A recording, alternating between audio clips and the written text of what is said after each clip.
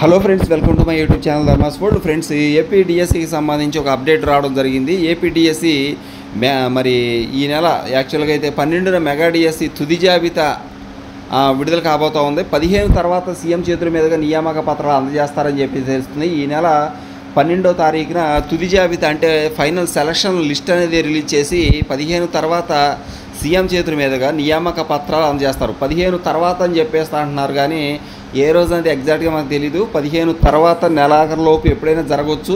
15 తర్వాత సీఎం చేతుల మీదుగా నియామక పత్రాలు అందజేస్తారని చెప్పేసి తెలుస్తుంది. ఈ నెల 12నే మెగా డిఎస్సి తుది జాబితా విడుదల కాబోతూ ఉంది.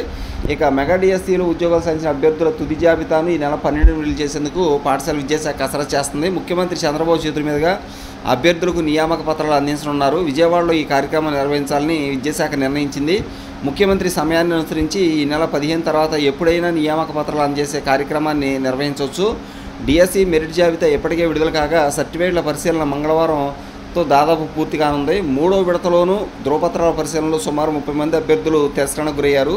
వీరి స్థానంలో కొత్త వారిని ధృవపత్రాల పరిశీలనకు ఆహ్వానించడం జరుగుతుంది అన్నమాట. మూడో లిస్టులో కూడా చాలామంది అభ్యర్థులు తిరస్కరణకు గురయ్యారు. వారి ప్లేస్లో కూడా కొత్త వారిని పిలిచి ఈ ప్రక్రియ పూర్తి చేయడం జరుగుద్ది. తుది ఎంపిక జాబితా మాత్రం 12వ తారీఖున రూపొందించి, అంటే ఫైనల్ సెలక్షన్ జాబితాను 12వ తారీఖున రూపొందించి వెబ్సైట్లో అధికారికంగా ఉంచాలని అధికారులు నిర్ణయించారు. అదే జాబితాను జిల్లాలకు కూడా పంపిస్తారు. మొత్తం 16,347 టీచర్ పోస్టుల భర్తీకి కూటమి ప్రభుత్వం ప్రకటన విడుదల చేయగా దీనికి దరఖాస్తు చేసుకున్న అభ్యర్థులకు పలు విడతలుగా కంప్యూటర్ ఆధారిత పరీక్ష నిర్వహించారు. రిజర్వేషన్ రోస్టర్ ప్రకారం ఒక్కో పోస్టుకు ఒక్కో అభ్యర్థిని మాత్రమే ధృవపత్ర పరిశీలన పిలిచారు.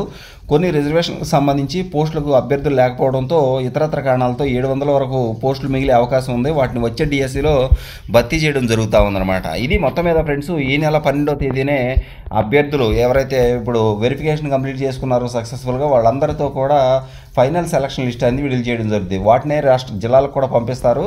ఆ విధంగా ఏంటంటే 12వ తారీఖున ఆ లిస్టు విడుదల చేయడం జరుగుద్ది. 15 తర్వాత ఈ అభ్యర్థులందరూ కూడా సీఎం చంద్రబాబు చేతుల మీదుగా మరి ఈ యొక్క పోస్టింగ్ ఆర్డర్స్ అనేది ఇప్పించడానికి సన్నాహాలు జరుగుతున్నాయి. 12వ తారీఖు తర్వాత ఎప్పుడైనా కానీ ఈ యొక్క కార్యక్రమం జరగవచ్చు. Thank you so much for watching. Please share this video and subscribe my channel. Thanks.